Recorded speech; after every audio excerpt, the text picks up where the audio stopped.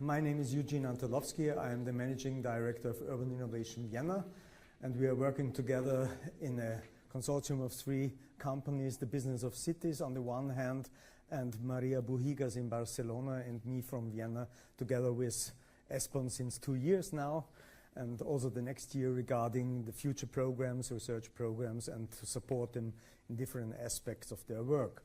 It's now the first time the situation that all the panelists are here and have waited for the audience. Thank you very much. A great and new format. And I would like to introduce to you the panelists. I will start with Henk van der Kamp.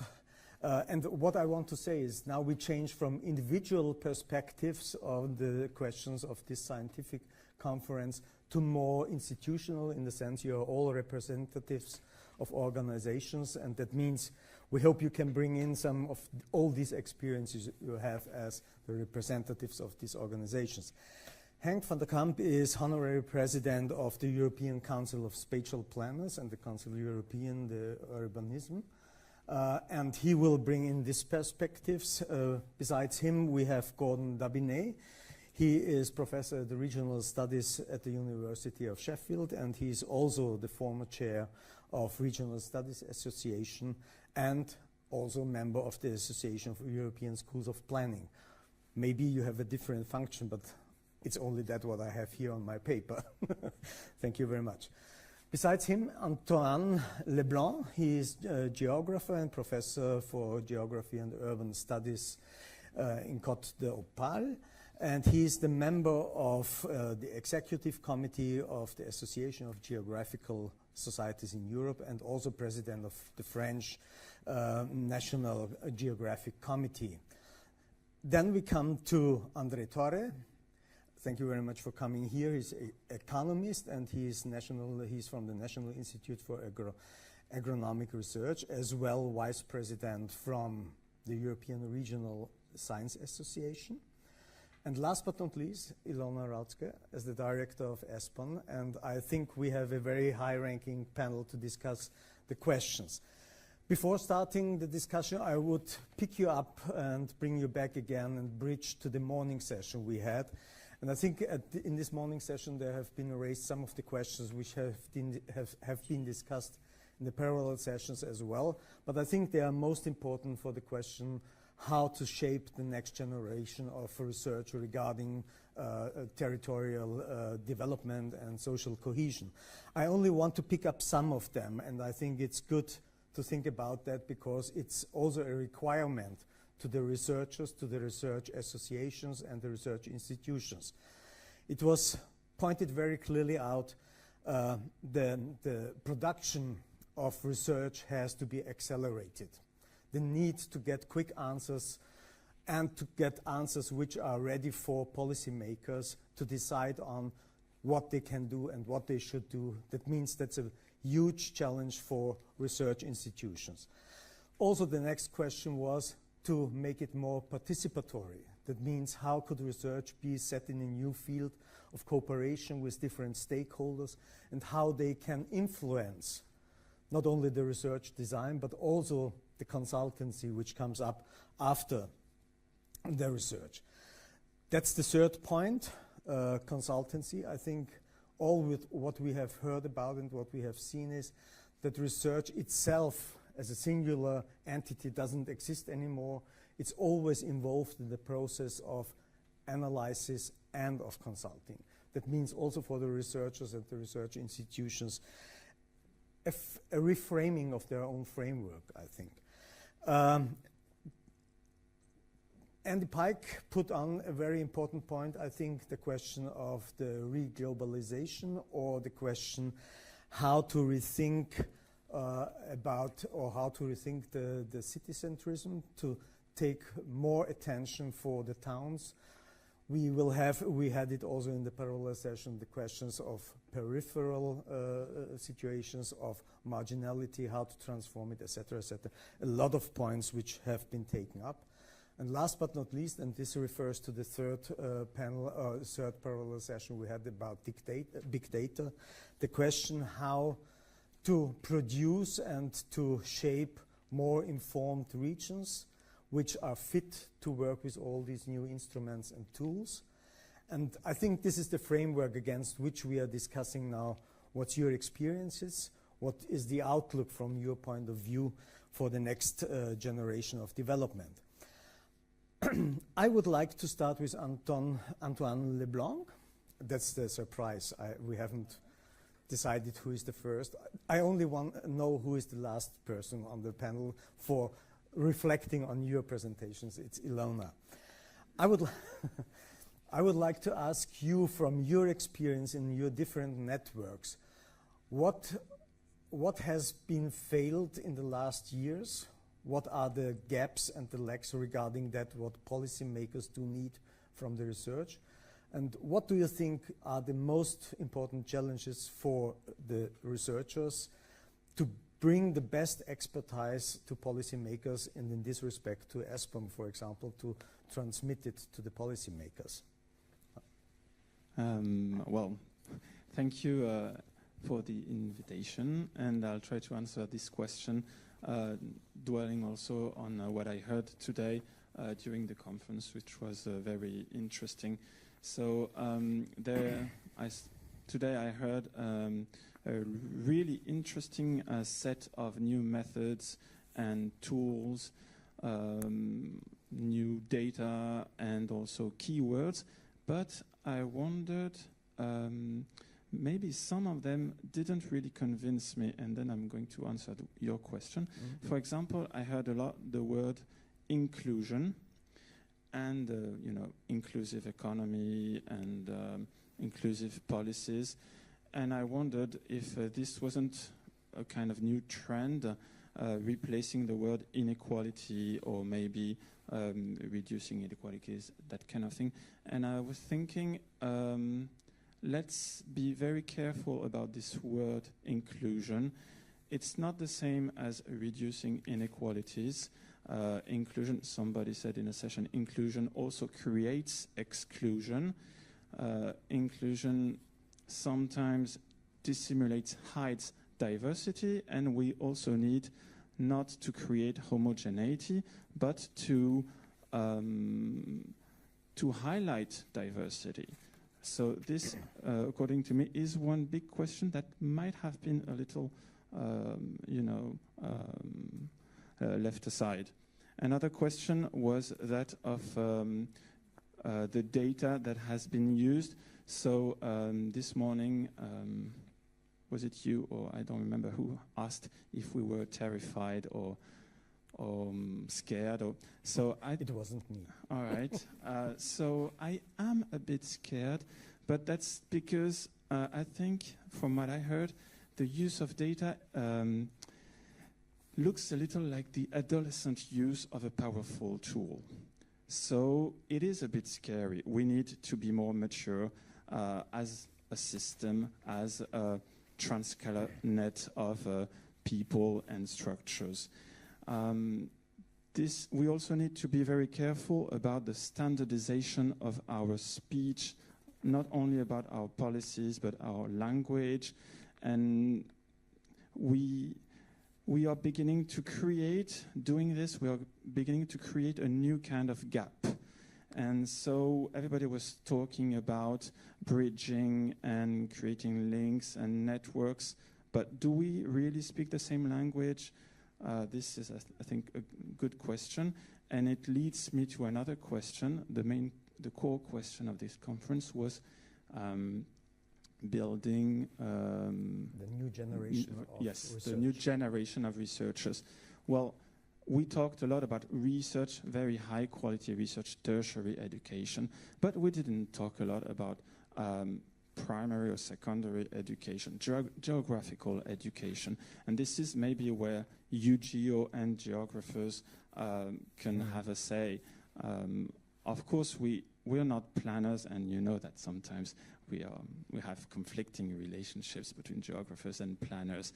But the first part of education to planning comes mostly from geography, so we should maybe think a little more about how geography and planning are taught at schools, at universities. There are dangers there. we should be careful about the standardization of this teaching. And finally, on the more in-depth matters, I heard a lot of adaptive capacity, resilience, and I think these are right questions. It's very complex to deal with transcalar matters, topics, and I think everybody agrees here that we can't be just horizontal or just vertical, and now we have to deal with the complexity of all these networks. But to do so, we need to learn how to work with other people, speak various languages, build these transcalar processes. And I was going to say a lot of other things about strengthening networks and making information circulate better, but I'll let other people talk. Yeah, Thank you. Let me ask you an additional question to that. If you are a representative of an organization of the European Association of Geographical Societies, do you have from their members some quotes what you should do, what you should stress in the future? So yes, in regard to territorial development, to make it clear. Well, the main ideas that that was brought to me was that ESPON programs and European programs had focused a lot on the central periphery matters and also on cross-borders cooperation, but maybe thus leaving aside some other issues such as, for example, deep rural problematics, or maybe risks management issues. What else? Social inequalities, and I was thinking about other kinds of inequalities, not only social economic, but also gender issues and that kind of thing. Mm-hmm. Thank you very much. I will hand over now to Gordon. You're representing the Regional Studies Association. That means that's one of the core agendas regarding territorial development. What's your experience of the last years? What is lacking and what could help to fit more to the demands of policymakers regarding social cohesion, the next structural fund period, etc.? Thank you, Chair, and thank you to ESPON for inviting regional studies to be represented here today. It's quite timely in the sense that Regional Studies Association is facing similar questions. We're having to ask how we fund research. I think that's a challenge for the not only academic community, but the research community more broadly that's been touched on here. RSA directly funds research, and increasingly it's funding young researchers, and I think that is quite significant. It's not because people like me are disappearing in the old guard, but it's quite simply that that's the cohort. It's a demographic effect, but also it's the extension of Europe, of course, and younger people, new minds coming in. And I'd like to hear more about those fresh ideas, those fresh ways of looking at the problems that we face. The key challenge for us, you're right, is policy relevance. We're setting up a number of initiatives now to try and make our research more relevant. Again, I think you have to acknowledge the individual researchers. It's all right to talk about institutions, but how do people get involved with policy relevance? I spent some time in the faculty acting as a faculty exchange officer in terms of transfer of social science. And it's time consuming, extremely time consuming. To do it well, it's even more time consuming. And I hear a lot about co-creation. That sounds good, but again, that becomes something extremely time consuming and therefore costly. And to go and convince policymakers and those who fund research that you're not funding simply a database to be analysed and mapped, you're actually funding meetings, and more meetings. And I don't think we should underestimate the ability to actually do some of this co-creation effectively. You can do it, but to do it effectively and with honesty, I think is a challenge to us. We are continually extending the international community. And one thing I would say to a room of European scholars, Europe isn't the only world. And regional studies now is learning a lot and contributing a lot to China, to South America, And if you look at some of the most innovative ideas, they've come out of extreme poverty. They've come out of extreme conditions of inequality. And they are looking at solutions which actually do transfer much easier than we perhaps sometimes give them precedence for. Scientific quality has to be maintained. And I think that is, for a community of this sort, so important. How do we do that? How do we keep peer review going?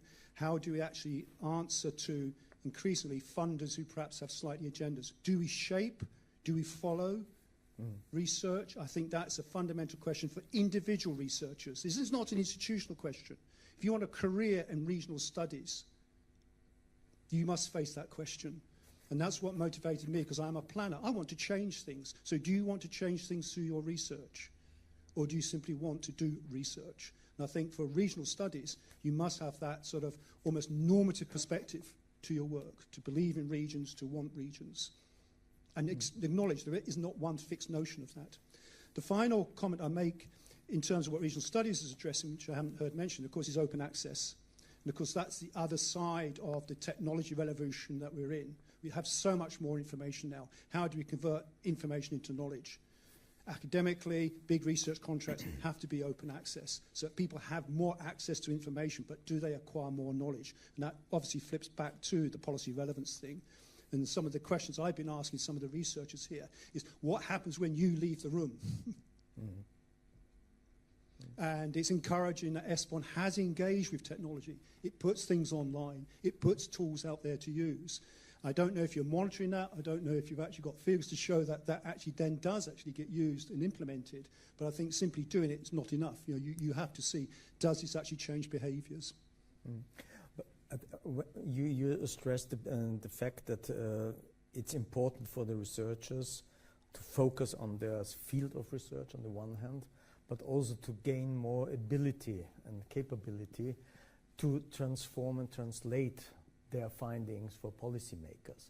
It's time-consuming, it's cost-consuming, but isn't that a trend which is necessary to follow up for the next future? Because we always talk about to cross over the pillars, to be interdisciplinary, to think about how to communicate with different audiences, which should take up the findings from the research. And shouldn't that be an integrated part of research in the future, if you are that close to policymakers? Yes, but I don't think that necessarily means every researcher has that ability, has that objective or that motivation. And I think, again, with ESPON work, the often large groupings of researchers together not only bring technical expertise, but often they'll bring multi-skills, multiple ways of working. And I think we're having a discussion earlier about the introduction of co-creation, ethnographic studies. This is an exciting time for social science. There's many more methods available to us and ways of carrying them out. But I don't want to go back to the sort of 1960s where you had the qualitative, the quantitative, never actually talking. My models are the best. Why would I want to take note of ethnography? My ethnography is the best. Why would I want to take care of modeling? Yes. So it's that ability to actually remain open, but still highly focused on your own scientific quality. And that's not easy. It's difficult sometimes to talk to other academics as it is to go and talk to a policy audience, in truth. Yeah, it's true. Andre, may I ask you about your perception of these challenges which have been and which are upcoming? Yes, thank you very much to give me the opportunity to speak about those topics. So I'm the representative of ERSA, but I will not speak about that. That's a big scientific organization in terms of regional science, for sure the biggest in the world. But as far as we are concerned with different fields of research like economists, planners, geographers, sociologists, and political scientists, and so on, I would say that regarding territorial development, in the last few years, we have been very impressed by the development of policies based on smart development or smart specialization, especially place-based policies. This has introduced a lot of changes into the European policies, of course, regarding the questions of competitive advantages between firms or between regions as well, but also in terms of value chains and in terms of local fabric as a whole.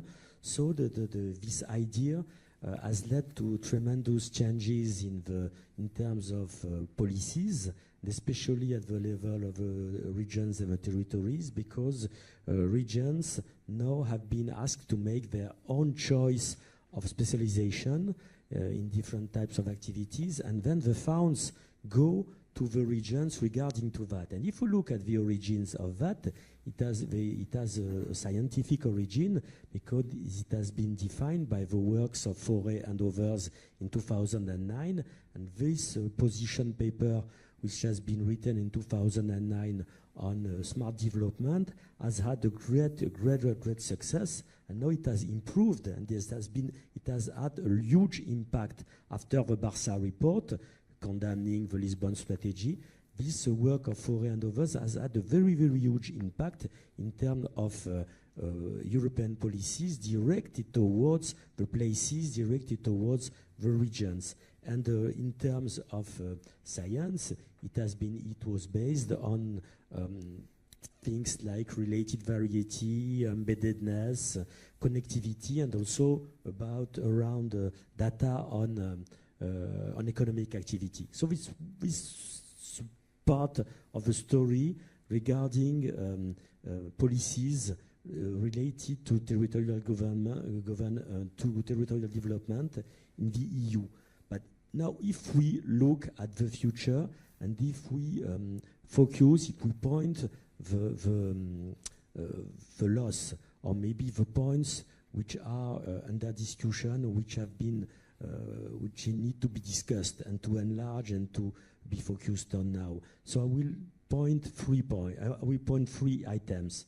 So the first one is about the implication of the local population, or in other terms, territorial governance. Be there negotiation, consultation, cooperation with local population, but also to take into account the opposition of those local population to some decisions made by the supranational organization or made by big firms and so on. So I think that we have to integrate this more and more in order to be able to cope with local population needs and also to accompany them in their needs.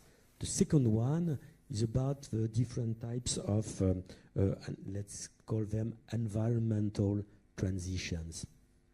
Be there energy transition, biodiversity, climate change, circular economy, and so on. And all these points now they are to be taken into account, of course, but also they have to be integrated into the whole theory, into the whole definition of territorial development. And would not have to be separated from this definition of territorial development. They have to be merged and become a part of this definition as a whole. So that's the second big challenge for us. And the last, but not the least one, is the question, which is a bit now, people are a bit shy on that now, and that's the question of land and land use competition.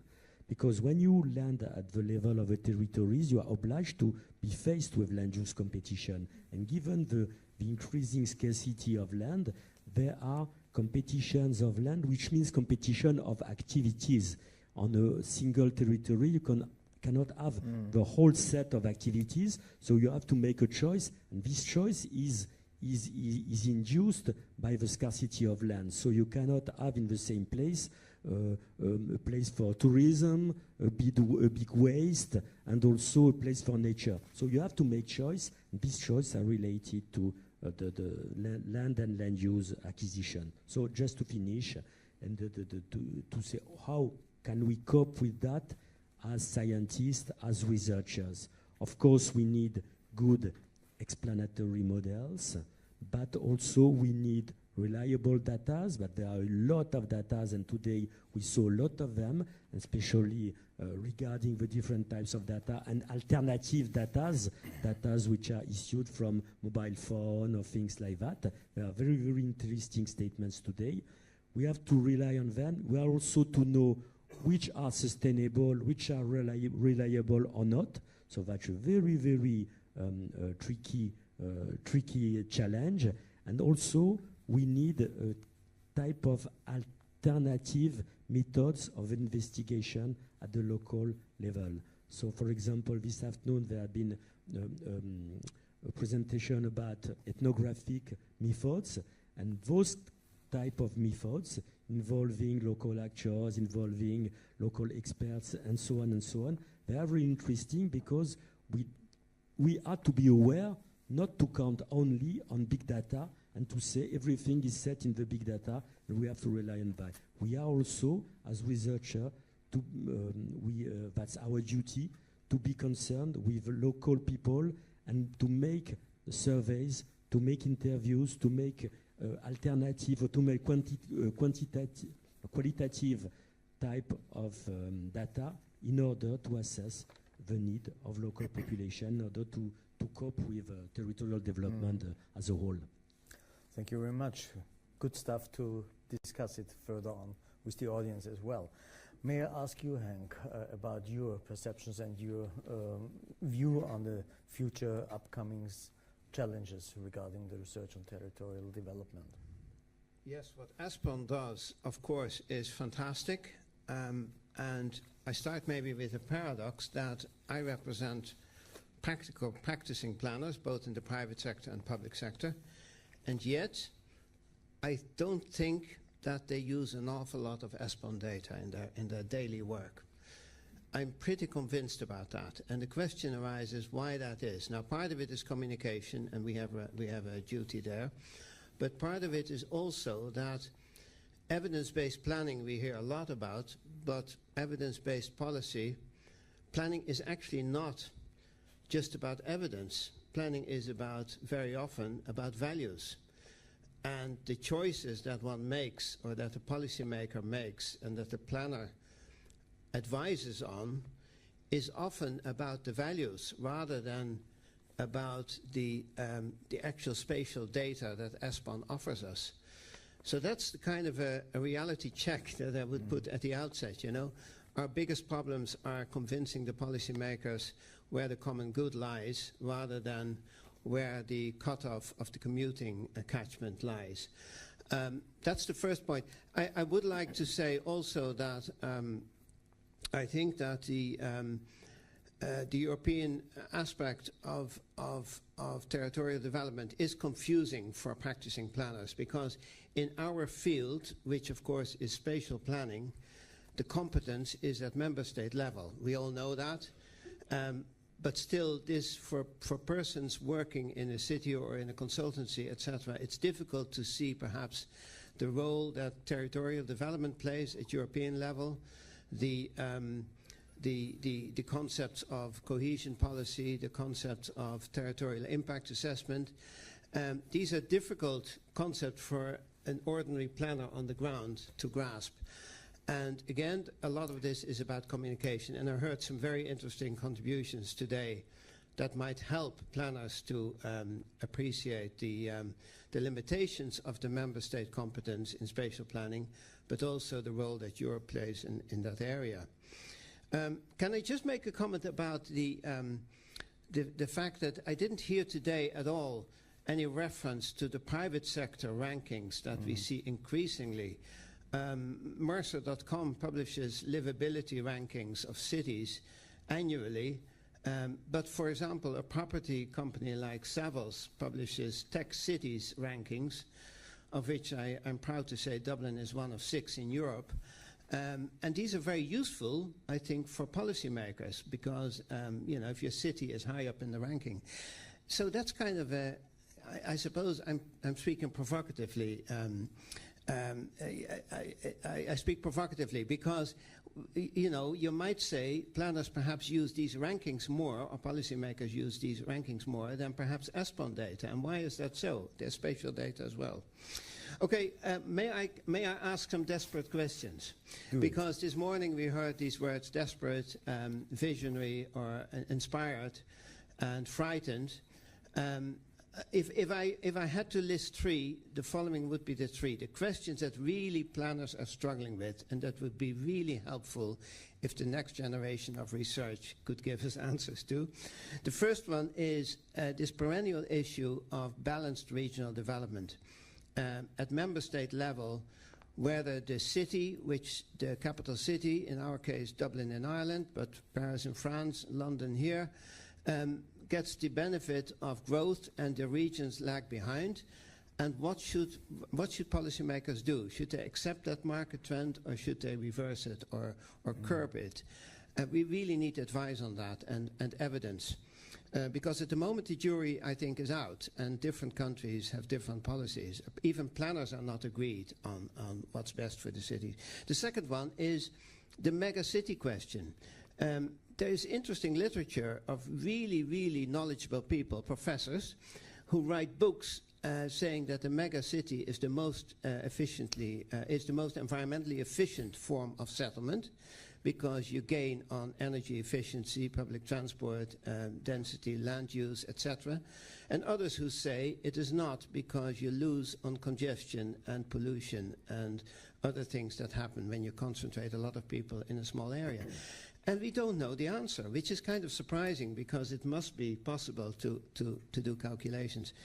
And the third one is, it came up this morning, I think, is the functional urban region. In the introduction by Ilona, that the administered boundaries don't count anymore, they're irrelevant. And therefore planners constantly struggle with where to draw the line of their city, where does it end? And this is very important, because our policies are often aimed at sustainable cities. Sustainable cities often mean compact cities, but compact cities are always city regions. It's never the actual, city, the traditional administered boundary city. So where does the city region end to make it a compact city? That's a really important question. So those are my three desperate questions. I also think for research we have some tools that we could really use more information on. The circular economy is something that every planner in every city has to address. Urban metabolism, urban ecology, whatever you call it, but the reduction of inputs into the city and the reduction of outputs and the increasing loops within the city. If we could get more evidence on that, it would be really, really powerful, because this is where the policymakers want us to provide policies. And carrying capacity, it came up this morning. It's a very powerful concept in sustainable development, sustainable planning policy, but often misunderstood or misinterpreted. So if we get scientific evidence of how you can calculate the carrying capacity, not only in ecological terms, but also in human terms, tourism pressures on city centers, for example, traffic pressures on city centers. The futures approach, we had some very interesting contribution this afternoon, is a very useful tool for planners. And finally, territorial impact assessment is still, I think, a very strong concept. I think planners, in fact, in practice, use it without knowing it, because when a developer hires a planning consultant and they put a proposal, like a project, and they say, get me planning permission for this, get me a building permit, the first thing the consultant will do is to check all the policies for the area, from national to local, and try to find the phrases in the policy document which actually are benefiting from this development. So you actually do a systematic trawl through policy, and also you do a systematic assessment of what will this development, if it happens here and if it is approved, achieve for the local area. Employment, energy improvement, etc. And this is the bread and butter of, I know it from my own experience, of the planning consultant. And yet we don't call it territorial impact assessment, but I really think it is. Thank you. Thank you very much. I don't need a microphone. Thank you very much. Three questions which may be desperate. I don't think that they are desperate. They are the right questions we have to ask. But it's also a question how the cooperation between the public sector and the private sector in this regard develops in the future, how these stakeholder negotiations will take place. to have a better solution for investors as well as for the citizens and themselves. Ilona, it's now your turn to respond to that what you have heard, not only at the panel just now, but also in the discussions which have been in the parallel sessions. And then we will open the floor to the others as well. Yes, thank you very much, and thank you for your very useful and friendly advice to stimulate further our thinking about the desperate questions and possible solutions and pathways also to improve the quality of ESPON research. Let me first dwell a little bit on the two questions that have been raised also for the panel on maybe the questions, whether they are the right ones that have been asked so far and maybe where more research is needed. And I will also provide some feedback on what I've heard so far from the panelists. So in ESPON, we have been mainly dealing with the research questions that were addressed and that were raised by our stakeholders, by our policymakers at different scales, European, national, and also regional and local. And therefore, from that perspective, of course, I'm not allowed to say that those were the wrong questions, because we are developing research for policymakers on their demand. And we believe that those were the right questions, and those still are the right questions that they raise. And they are mainly related to the contemporary challenges, related to climate change, related to promoting sustainable economic development, promoting the development of small and medium-sized enterprises, attracting foreign direct investment. They're also related to the challenge of migration, both within Europe and also towards Europe. Our policymakers have also been, in the past years, challenged by the question of rethinking their governance and planning systems, also to adjust to the new realities and new challenges that arise. And this is all to a large extent also covered by different research activities that ESPON has either already finalized or still is developing. Where more research is needed, from my perspective, well, one that I mentioned already in the morning in my introductory speech, of course, is related to understanding better the interlinkages among different places on functional geographies of different scales. So this functionality is still something that has to be better revealed, better captured, and also better reflected in policy making. We have good practice examples, we have experiences, but they are still not mainstream experiences. They are still only case studies and good practice examples. We need to encourage those. And therefore, we're also very happy to see that in the draft regulations for the future cohesion policy, there are certain provisions that will allow to support integrated territorial development at functional geographical scales through joint cooperative projects. And we believe this approach has to be encouraged further and stimulated also with relevant territorial evidence and thinking.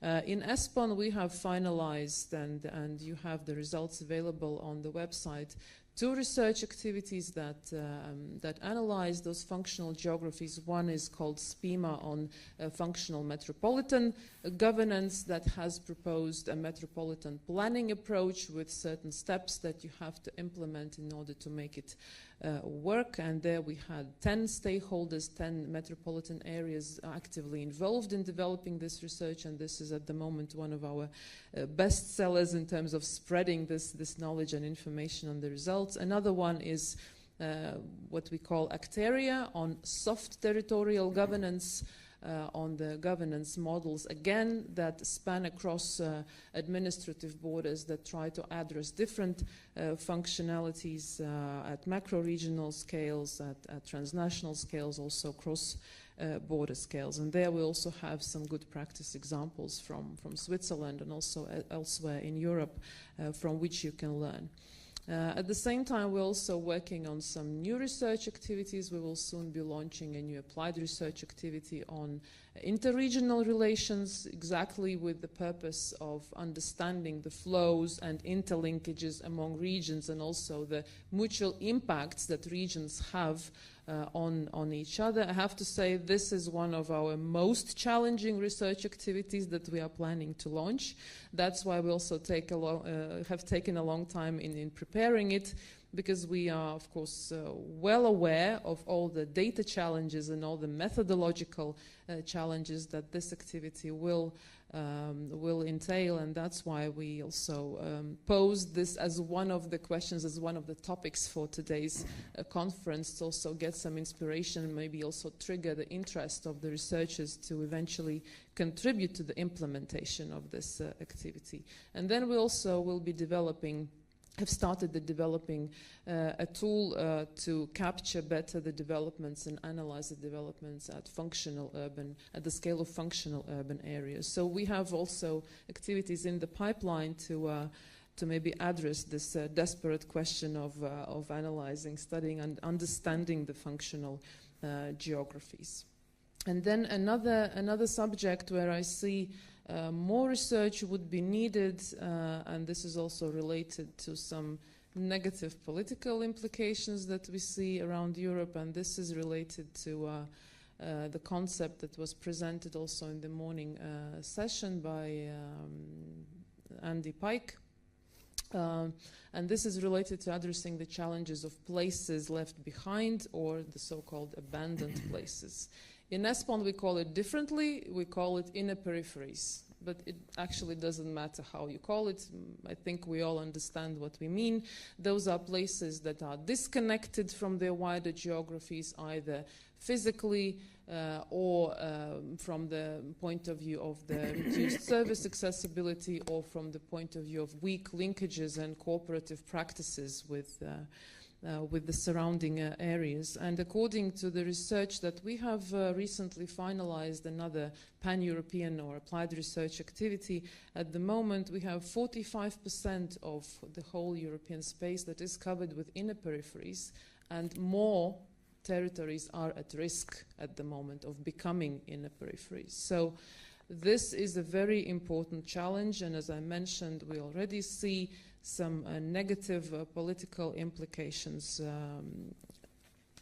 coming as a result of the feeling of the people being left aside, being abandoned. And therefore, a very serious attention has to be paid to analyzing those developments, understanding their causes, and also trying to address those causes through certain policy measures. As I mentioned, we just finalized a research on this subject that is called Inner Peripheries, and you can also find the results on the ESPON website, that also proposes certain intervention logic depending on the different drivers of peripherality. But I do believe that we need additional research on this, and it has to be more detailed. It has to go into depth and analyze the certain geographies, the certain regions, from the perspective of the need to address the issue of inner peripherality. And in ESPON we have a very good tool for that, or a type of activity for that we call a targeted analysis, that allows cities, regions, national governments to propose their subjects for research that ESPON can finance, that ESPON can implement, and that also allows us to really go into depth analyzing the realities of those places and also challenges, and propose certain policy solutions and measures. So in general terms, we believe that the research that we develop within ESPON, it should inspire and encourage strategic planning and governance solutions beyond borders. And this is a continuous challenge, and we will strive to inspire policymakers going into that direction even more, because even if, as I mentioned, we have the good practice examples, still I see that around Europe there are many places that and many kind of governments and government structures that are afraid of this approach, that are not encouraged, because actually sharing governance in certain cases raises fears of losing the power, of losing the autonomy, of losing kind of the grip to have a say on the development of certain resources. But I think as I mentioned also in my introductory speech, nowadays it should be all about cooperation, it should be all about networking and joint governance solutions in order to ensure that we also use the public resources that are scarce in the most efficient way, that we avoid overlaps, that we promote competitiveness at broader geographical scales. So all of this is very important to us. Then picking up on some of the reflections from the panel, what does it take to produce high quality research? I think what is very important is not just to gather and contract within ESPON program a pool of brilliant researchers. We do have a pool of brilliant researchers, but we see that it's not only in the wise and elegant contracts, but it's also in the process itself, how we develop this research. And we see that this process should contain a very strong element of dialogue between researchers and the policymakers in the process. And we believe that in ESPON we have to do more of this. We have to take more time engaging researchers and policymakers in the process of gathering data, analyzing data, understanding what this data means and what the results of the analysis means for different types of territories, and together arriving at policy conclusions, policy recommendations that can be useful and that can be as a result of the co-working experience between researchers and policymakers. And here again I come back to one type of our activity that we implement within ESPON. This is our targeted analysis, where the stakeholders from the very start of implementing a research activity are very actively engaged in scoping this research activity, in assessing all the deliveries, in engaging in continuous dialogue with the researchers to make sure that the results will be useful and something that can be also applied eventually in developing or implementing the strategies. And this takes time. And this takes maybe even more time that we can afford in the current ESPON program, and this is also something that we have to think about in relation to the future ESPON program, how we can make sure that we do not formalize the research process too much and that we still keep it open and flexible and allowing for enough time to discuss. And then another point that I would like to pick up, and this will be my final point in this first round, it's about, and I very much agree that it's very important to understand how we move from producing evidence to actually creating knowledge, to actually promoting knowledge. And I think this is also for us a continuous endeavor and the challenge, because the actual impact of ESPON program should not be in the number of research reports that we produce. This is just the output, this is just the starting point for us that we produce. But the actual impact should be about creating knowledge, and therefore we believe that within ESPON program, in the current and also in the future program, we should have a stronger focus on all type of capacity building activities.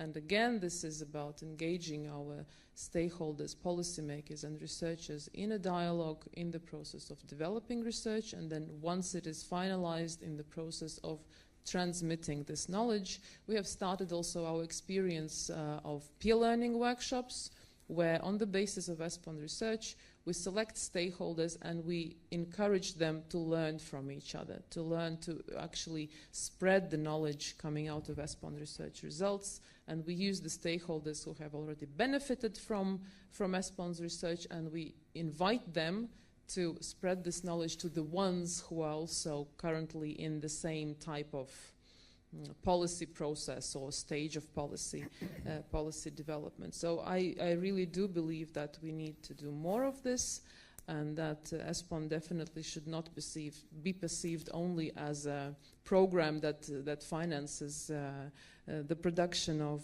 the research reports, but rather as a program that builds knowledge and capacities of our stakeholders to increase the quality of our strategy making and also implementation.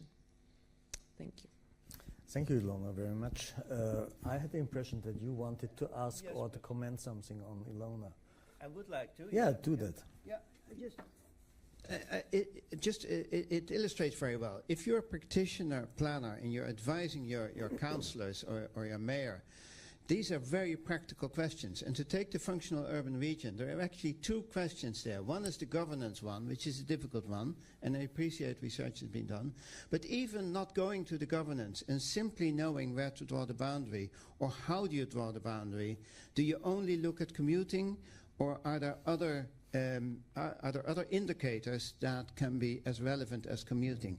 These are really simple, I suppose, straightforward questions, but I'm afraid practicing planners are dealing with those practical questions. So the functional urban region actually raises two questions. One is the governance, which is perhaps complex, but it's a much more simple one from our perspective, and that's where do we draw the boundary. And the other one example is the peripheral versus the city, the balanced regional development, which was another desperate question I had, is are there examples where peripheral areas actually do very well? In other words, we look at quality, not just quantity.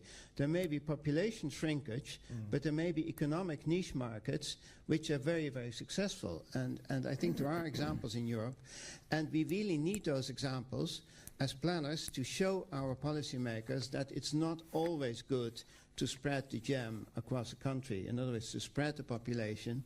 Sometimes it's best to have a strong city and to have niche markets in the other areas. And evidence would help us enormously. Yeah. You stressed also in your contribution the question of if I have it right in my mind, the megacities, the most efficient form, and also in the different contributions today, it raised again with the deglobalization to put more stress and attention to towns, etc.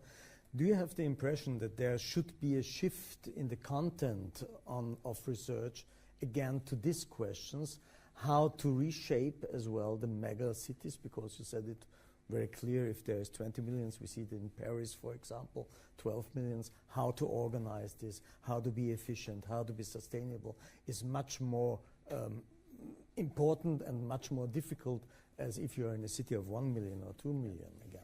There are two questions here. Sorry, are you asking me? Yeah. There are two questions here. One is the megacity question, which is almost a professional question because it's not relevant for many planners in Europe because we only have two. Yeah. But it's a very important question because planners debate it and professors debate it and publish books and they don't agree. And I think we owe it to our discipline or to our researchers that we should provide an answer to that question. Is a 20 million city better than 2 million cities? That's a simple question in my view, and it needs an answer. The second one, which is really separate, is back to that balanced regional development. If you have a settlement hierarchy, and every country has a settlement hierarchy, and planners have to advise, what should the settlement hierarchy be? Should it be a big city and then small towns, or should it be keeping the growth back and letting the towns grow further? That's a perennial question that we face. Thank you. Would somebody of you answer or make an additional contribution? If not, I go to the audience. I think the megacity question is the wrong question. And it's something which, again, it's about how we use information, how we use knowledge. It's not if one is more sustainable than the other. It's how to make both more sustainable. These are processes of change. And I fear sometimes, and that's why I mentioned the normative, because the most complex question is to ask people, what do you want? And a lot of, I think, research addresses problems, is problem solving. And a lot of ESPON work, I think, takes that on board. And that leads to the question, who formulates those problems? Whose problems are you bringing to the table? And therefore, I think that if you think about change, is the most difficult problem regional studies has faced. Change. How do you deal with time? And that's the difficult one, because things don't change all at the same rate, at the same place. That's why we get uneven development. And therefore asking, is one better than the other? We're never going to be able to create a city of 20 million people or 10 or 2 million. That you don't have that power. What you do have the power is to influence what's happening in those peripheral cities at the moment in time. You do have the ability to control what's happening in London now, if you want to. And that's when I come back to who leads research, if it's problem-orientated. Where do you bring in disruptive research? More now than ever, we want disruptive research. And that's why I think, you know, I look to a younger community. You mentioned the point about values, yes? And you know, where are those difficult questions? And sometimes in policy making, informing policy making, it's too easy to actually avoid the difficult questions. For a period of time, and it would be very interesting to see about your partnerships and the collaboration I hear being talked about, how many research groups actively, positively go out to engage trade unions in their area. Thank you. I will open the floor now to the audience and to the participants of the parallel sessions. Maybe there are good comments or questions as well to our panelists. The microphones are around, I hope. Yeah.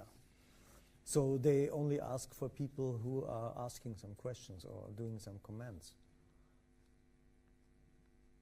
I know it's late, but not too late in the afternoon. Andy will make the start.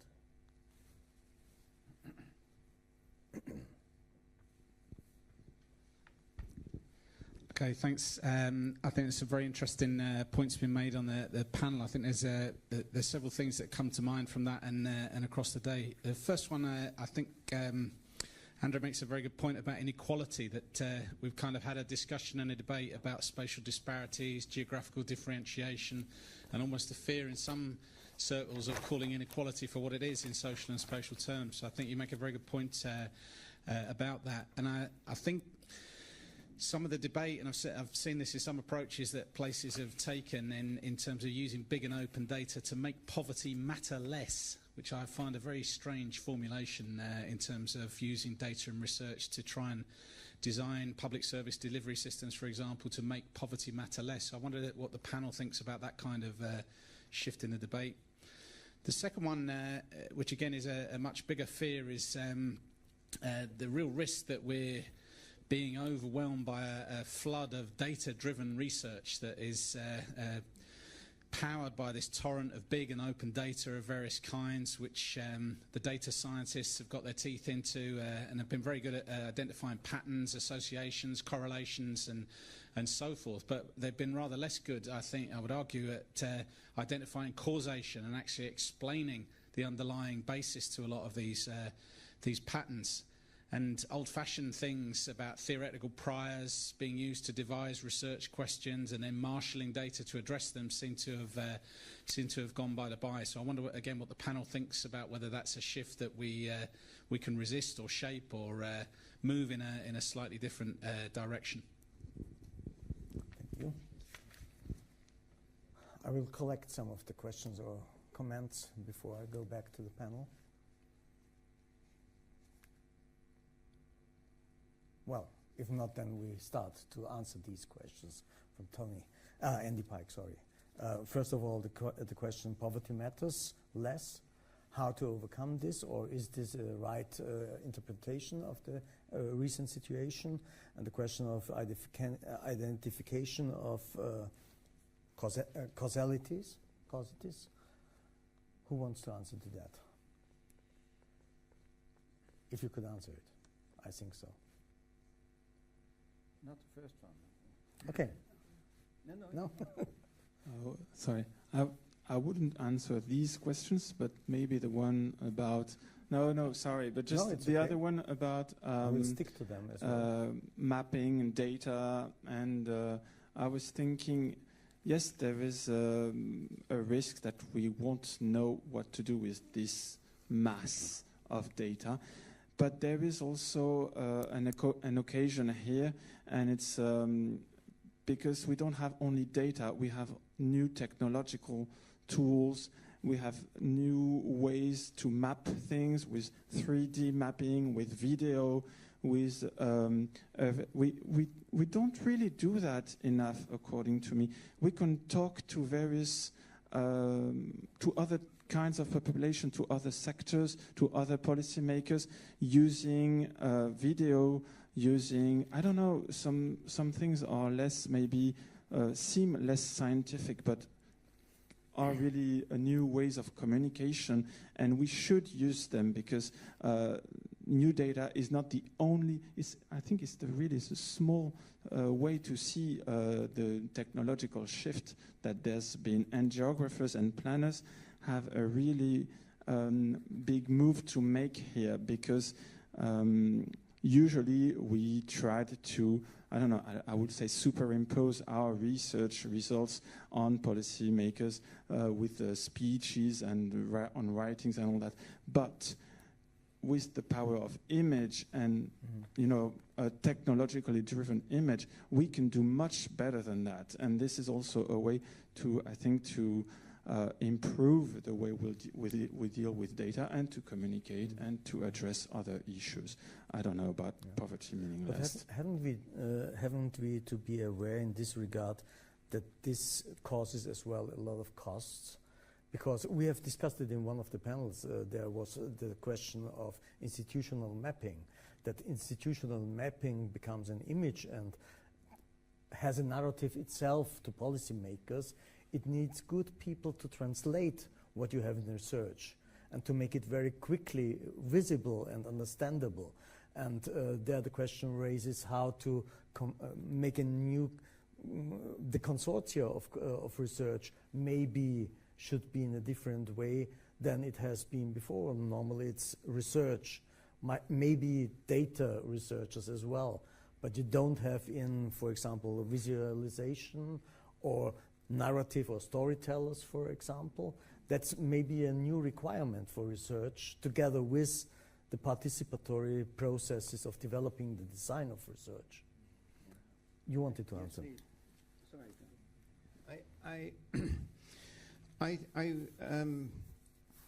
I think there is a big risk that the big data and the new data from scraping websites, etc., that it leads to suggestions that these are very valuable and therefore should be used for planning.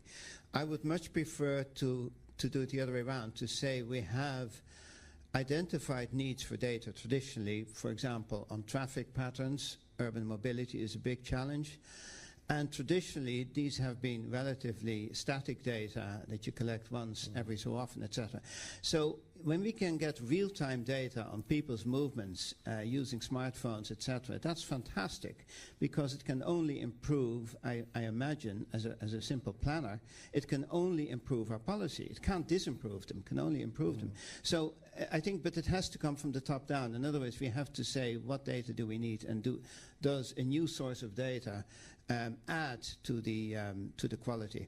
The other point I would make is that what struck me today is that sometimes data that we previously didn't have can lead to public engagement, and that the correctness of the data is not perhaps all that important. I was at a presentation on property inequalities in the Paris region, and it's such a powerful map that just to put that map in front of policymakers and to say, look, this is something that is real, how are we going to address it, simply to get a debate going. So I think data can also have a role in stimulating participation and communication. And again, the futures approach this afternoon was another very good example of that.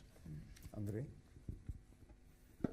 Yes, I think we don't have to, we have to really to take care about big data, because we don't have to be surrounded by them, and we don't have to be data driven. I would say we are scientists. We need to design models of growth, models of development, models of relations between the core and periphery, etc. Models of territorial development, for example. And then we should use data for the exemplification or for at the help of our models. But we should not build our thinking based on data, because those data can be more or less reliable.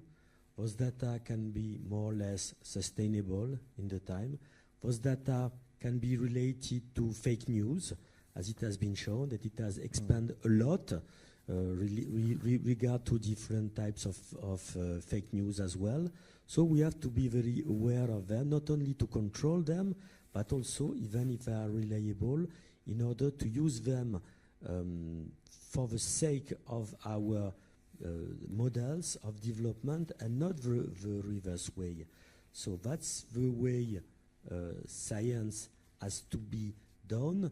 This means to discuss and also to have models of development and then to use data to explain them, or maybe to say that they are wrong.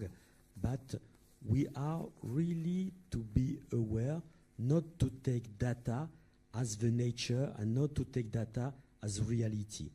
Data are only a way to cope with reality, and they are mediatized by the different types of automats, by different types of person, of people, of algorithms as well. So we have really to take care of that. Gordon? Yeah, I mean, to pick up on one thing I think Andy's saying, I mean, because we come from an academic background, I mean, where do we get our scientific groundings from? And it is from theory. You know, I mean, that's where we begin. You know, we aren't there to just generate information for people who actually want it. We're actually trying to build knowledge. And knowledge isn't about doing, actually, unfortunately. It's about understanding. That's why sometimes understanding is difficult to take, because, you know, you might not like to hear what the reason is that this is happening. And that, you know, comes back to inequality, because as soon as you mention inequality, people will say, why is it unequal? Whereas you say, we don't have cohesion. How can we achieve a cohesion? It's a turning round of a logic of dialogue almost, yes? And I mean, I've long written about, you know, Europe has to circumvent its way around that because it has many different meanings, many different interpretations. The same with the diversity debate as well. That, you know, can you bring that to a table which is multinational and multi-valued? It's extremely difficult. The link I want to make to what Andy said, though, which I think is underrepresented in much of what we do, is the role of public services.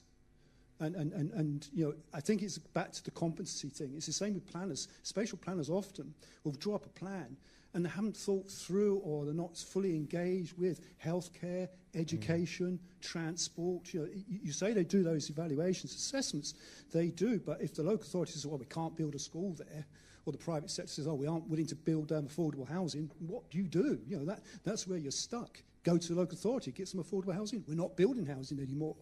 So I think the whole nature of public services, how that feeds into regional development, really does need addressing. And of course, that is where you have the problem, because this is where, I've enjoyed watching ESPON's travels for the last decade or so, and it's had to respond to so many different demands upon it. And of course, here are these big maps. This is what Europe looks like. Wow! I never looked at Europe before. And I remember going into meetings, Interreg meetings, and I put up the European map as a way of starting discussion. And what everybody in the room did, there's my city, there's my city. They never looked at Europe. They still found their bit on that map. So actually lifting that was, you know, that is an achievement. It is just simply mapping. Going back to Andy's point, yes, it is simply mapping. It's not asking causation. It's simply getting a imagery, a vision across. But as you then go on, everyone says, well, Europe's getting more complex, it's getting bigger, it's getting more diverse. Well, a modeler never wants to hear that. Diversity? You mean another 10 variables to put in my model? No, thank you very much if I don't have to. You know, it's understandable. So how do you deal with that diversity? Territories are different. Communities are different. Well, we engage with them. We'll co-create with them. And that's the stage you're at now. And, you know, I'm not sure if that's going to be enough, to be honest, because it will go back to what are the overarching theories of change which explain what's happening in Europe at this point of time. Are they sufficient to explain what's happening, to understand what's happening in Europe? And it's not about Europe, it's about Europe in its context, its international context. And I think ESPON has tried to do that. Some interesting studies where it's tried to see the international linkages. I think we need more work around that, not just around capital flows, but obviously around labour flows as well. Thank you, Gordon. Ilona. Yes, I think it's a very interesting point about mapping and ESPON's role in promoting this understanding of the developments in different places. The purpose of this mapping is related to one of the missions of ESPON, and it is to help places to see themselves in a wider European perspective. But you are right. In many cases, once the places see the maps, they actually, first thing what they do is they try to find themselves and themselves only. But the actual purpose, the real purpose with these maps is to help cities, regions, countries to understand how do I look in a wider perspective and what can I do to become better or become better linked with the other places. So this was the purpose of those maps. But indeed, this is only the starting point for the discussion. And indeed, mapping only will never help you to understand the drivers, the factors, the causes of the different processes, and therefore this has to be very seriously addressed in territorial research, because territorial research cannot be and should not be only about analyzing data, whatever data that is. And this is not enough. And our policymakers, our monitoring committee members also that are present today in this conference, they do expect us to explain the reasons behind certain developments, the drivers of those certain developments. And again, this brings me to the point that I made earlier.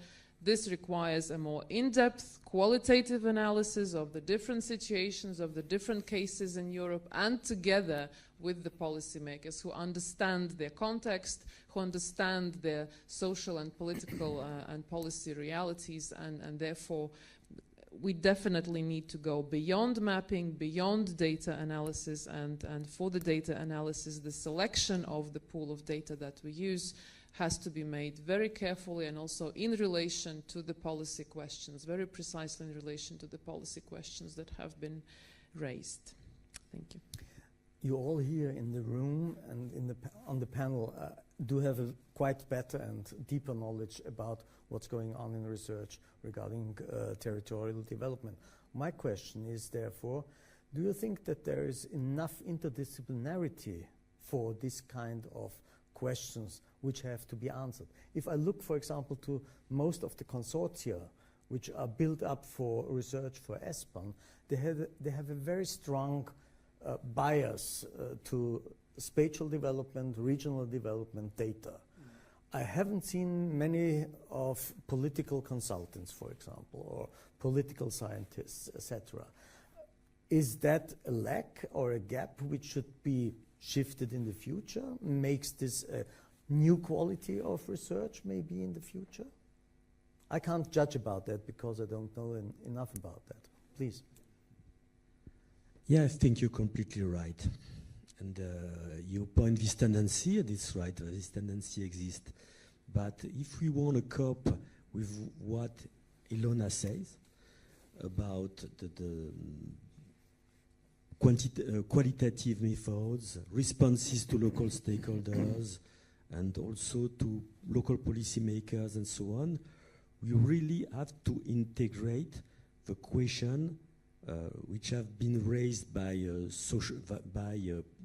political scientists, and especially we have to address the question of territorial governance at that moment, which means not only multi-level governance, but the different levels, for example, for us, for the EU, the nation, the region, the territory, and so on, but also the very question of territorial development and territorial governance at the level, at the very local level. And how does this governance is handled not only in terms of policy, but also in terms of public actions, which means the involvement of different types of stakeholders at the local level. How do they behave together, and how do they act together, and how do they are innovative? And this is very, very important because we have to point the innovation, the social and economic and spatial and geographic and planning innovations at the local level in order to identify which are the most important, the most prominent and the most promising for the future. And this is really grounded in the fact that we have to cope with territorial governance. So we have to do that. Gordon? I think you raise an interesting question, and that, and I do differentiate. So forgive me a little bit between interdisciplinary and multidisciplinary. Yeah. Okay. So I think there are examples of multidisciplinary research, and I think you can build on those. I think interdisciplinary research is much, much harder, and I don't think we probably have the skill base, we don't have the academic base to support that. Now, when you work in multidisciplinary teams, it goes back to my earlier comment that, how do you, and this is quite a difficult thing, how do you keep scientific quality? Because if you're an economist, you know the highest level of economic research, and you have a dialogue with other economic researchers who understand your theories, who understand your assumptions, understand why you're asking those set of questions. You come to another discipline, they've got a different set of theories. They're connected maybe, but they're not necessarily tested in the same way, the same methodologies and assumptions behind them. So it does pose challenges. I'm not sure the answer is to always have multidisciplinary research. No. I think that's certainly not the case. And I think what we probably answer good at is saying, well, what is the question we're trying to answer here? Who actually has the best knowledge to answer that question? And it might well be somebody from psychology.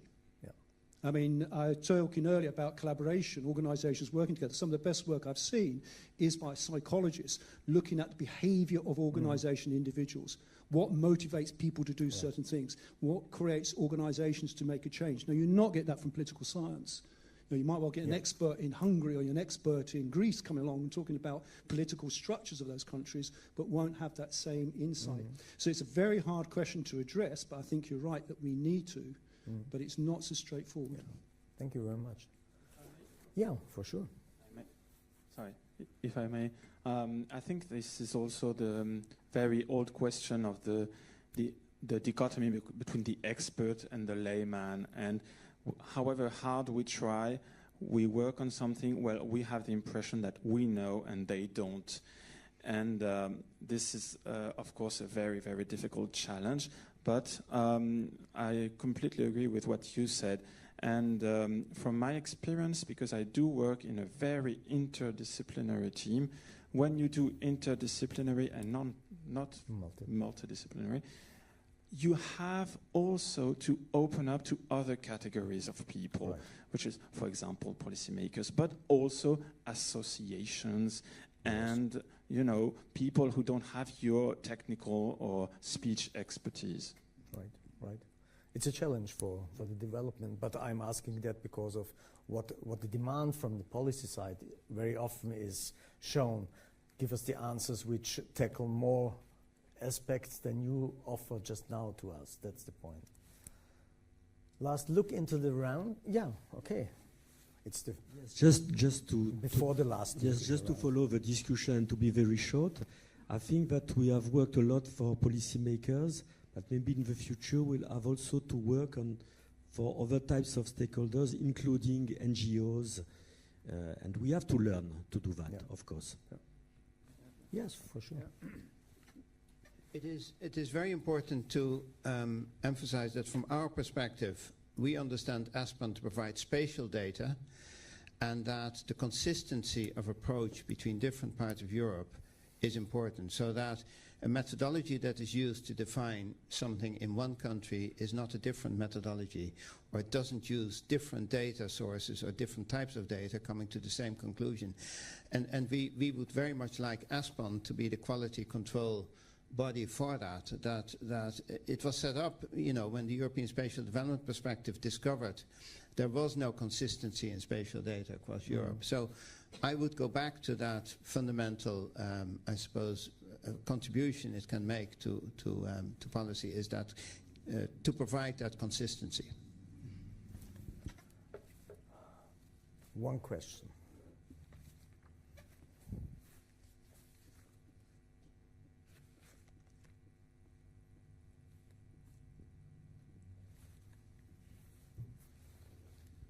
Can it be a remark or a provocative, couple of provocative remarks? Try to do I it. think that the question of what is better, a city of 10 million to 2 cities of 5 or 10 cities of 1 is super interesting, but it can be a little bit naive because this is a multidimensional problem. And what you will always get in the end with quantitative analysis will always be a kind of a trade-off. And it will depend on the objective that you want to look at. Is it just environment? Is it social aspects? Environmentally, yes, there are many studies that say that cities are more dense and they are more efficient, energy and environmentally wise, but then housing costs skyrocket and this is not socially sustainable and so on. So it's just a remark that I don't think we'll ever get to a final answer to this. And in that sense, I would be more in line with the comment from Gordon, that maybe, what can we do with what we have to improve things? So maybe that is maybe a more useful, in practice terms, way of thinking, despite the academic interest on the, what is better, how can we optimize? And finally, and this is quite provocative now, being among planners, it always gives me a little bit of creeps when spatial planners say, trying to find the best development model. What is the best? What can we do? Because as a matter of fact, in many other fields, most innovations happened without any planning at all. They just happened. Market-driven innovation. So what if we let territories, cities, regions, territories in general, compete among themselves and let these organic bottom-up forces decide about the future development? Thank you. An interesting approach. Would you comment on that? Well, I would support that. A lot of planning is actually providing the conditions that allow that kind of free market competition, subject to certain minimum standards of common good protection.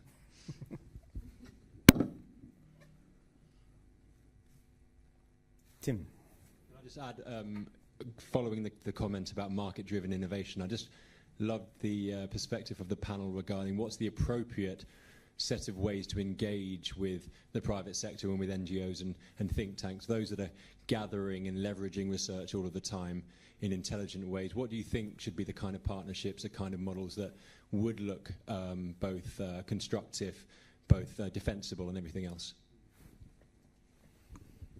2 comments on that? Yeah, I think it's important to start to build new types of research projects, because in the future we'll have to start the construction of our research projects not only researchers alone, but also with other types of people, and especially with local stakeholders, I will say. Of course, this will involve induce a change of types of research, but first of all, I think that we should promote types of participatory research projects involving different types of people in charge, be there researchers, for example, with local stakeholders, of researcher with an NGO, researcher with local city town, etc. And I think we have to bring on that, and if we do that, we will have to address probably more concrete questions, maybe more restrained ones, but we'll have to address concrete questions, and then we'll have to build the projects and the questions, and also the responses, the possible responses, all together. And I think that's the future. We have to work on that, and we have to change the way research projects are done now, only by researchers, but on cooperative behaviors between researchers and other types of stakeholders of the civil society. Gordon and Henk and Ilona then. I would probably disagree. I couldn't even possibly imagine a market-driven city. It filled me with horror. Absolute horror. You've only got to go around the world and see some of those. how do you engage with the private sector? I think we've got to be very careful here. These are very simplistic terms. You know, I've for long heard engage with the private sector. There's no such thing as the private sector. What do you mean by the private sector? Different stakeholders. And I think, you know, you've got to really start being careful in using language like that, because it sets people up to have an argument. And this is not to be argumentative. It's say, let's have some understanding. So what would you bring to the table by bringing private business? I would bring Google to the table, would you? Who from Google would you bring to the table? For what purpose would you bring Google? Would you bring a small SME that's working in your local innovation centre to the table? Well, these aren't the private sector. They're completely two different things. So I think, you know, I can see where you're coming from, but my personal view, ESPON research, academic research, government research is public research for the people, by the people as such. That sounds a corny saying, but we've got to capture that so it cannot be actually privatised. And that's what I fear when you hear sort of, let's engage private stakeholders. No, this is public knowledge. Yes, let's engage. Why would they want to come engaged? Why? I can quote you a whole series of projects engaging the private sector. And of course, what do they want? They will charge you for their data. And if they don't charge you for the data, they want some payback. Of course they do. That's not wrong. That is how they operate. That is the basis of their working, yes? Now, in some areas, that might be the right thing to do, to collaborate in that way. I'm not saying don't do it, but I don't think it's a grand principle you say we should go out and do this. I think the principles of public ownership of the research we do is still terribly important. Well, Henk. I will come back to my earlier point about Mercer.com and Arcadis and Savills, who are all private companies and are doing very extensive, seeming to me, research projects to publish rankings of cities across the world. So somebody is doing research. Maybe it's bad research, but it's private money, as far as I can see. I would love to know whether we can collaborate with that. Ilona.